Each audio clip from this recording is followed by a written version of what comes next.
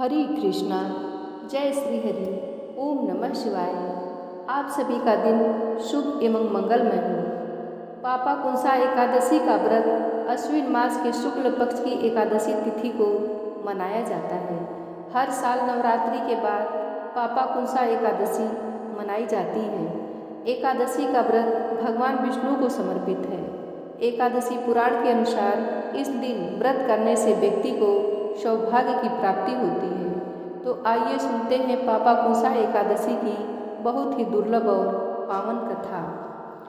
युधिष्ठिर ने पूछा, मधुसूदन, अब कृपा करके यह बताइए कि अश्विन के शुक्ल पक्ष में किस नाम की एकादशी होती है। भगवान श्री कृष्ण बोले, राजन, अश्विन के शुक्ल पक्ष में जो एकादशी होती है वह पापा कुंसा के नाम से विख्यात है। वह सब पापों को हरने वाली तथा उत्तम है। उस दिन संपूर्ण मनोरथ की प्राप्ति के लिए मनुष्यों को स्वर्ग और मोक्ष प्रदान करने वाले पद्मनाभ संज्ञक मुझ वासुदेव का पूजन करना चाहिए। जितेंद्रिय मुनि चिरकाल तक कठोर तपस्या करके जिस फल को प्राप्त करता है वह उस दिन भगवान गरुड़ ध्वज को प्रणाम करने से ही मिल जाता है। पृथ्वी पर जितने तीर्थ और पवित्र देवालय हैं उन सब के सेवन का फल भगवान विष्णु के नाम कीर्तन मात्र से मनुष्य प्राप्त कर लेता है। जो सांग धनुष धारण करने वाले सर्वव्यापक भगवान जनार्दन की शरण में जाते हैं उन्हें कभी यमलोक की यातना नहीं भोगनी पड़ती। यदि अन्य कार्य के प्रसंग से भी मनुष्य एकमात्र एकादशी को उपवास कर ले तो उसे कभी यम यातना नहीं प्राप्त होती। जो पुरुष विष्णु भक्त होकर भगवान शिव की निंदा करता है वह भगवान विष्णु के लोक में स्थान नहीं पाता, उसे निश्चय ही नरक में गिरना पड़ता है। इसी प्रकार यदि कोई शैव या पाशुपत होकर भगवान विष्णु की निंदा करता है तो वह घोर रौरव नरक में डालकर तब तक पकाया जाता है जब तक कि 14 इंद्रों की आयु पूरी नहीं हो जाती। यह एकादशी का व्रत स्वर्ग और मोक्ष प्रदान करने वाली है। शरीर को निरोग बनाने वाली तथा सुंदर स्त्री, धन एवं मित्र देने वाली है। राजन, एकादशी को दिन में उपवास और रात्रि में जागरण करने से अनायास ही विष्णु धाम की प्राप्ति हो जाती है। राजेंद्र, वह पुरुष मातृपक्ष की 10, पिता के पक्ष की 10 तथा इत्री के 10 पक्ष की भी 10 पीढ़ियों का उद्धार कर देता है।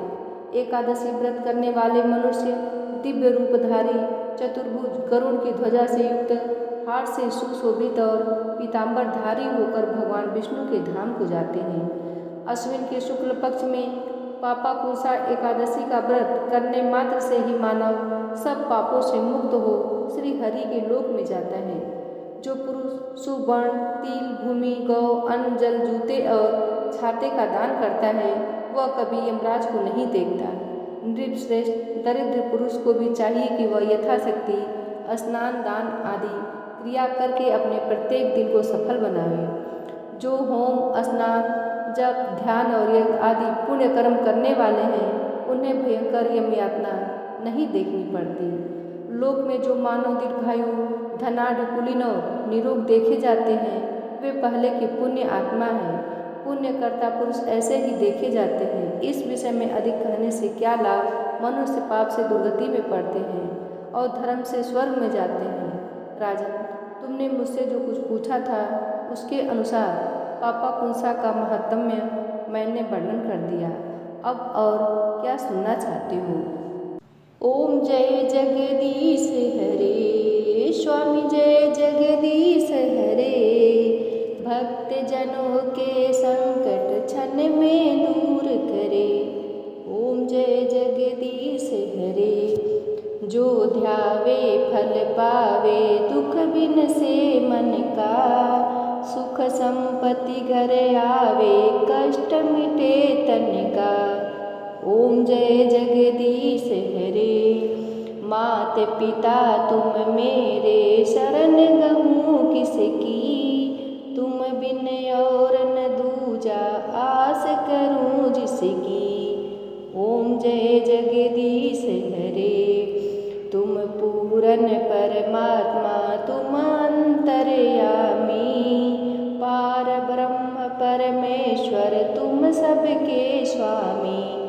ओम जय जगदीश हरे। तुम करुणा के सागर तुम पालन करता। मैं मूरख खल कामी कृपा करो भरता। ओम जय जगदीश हरे।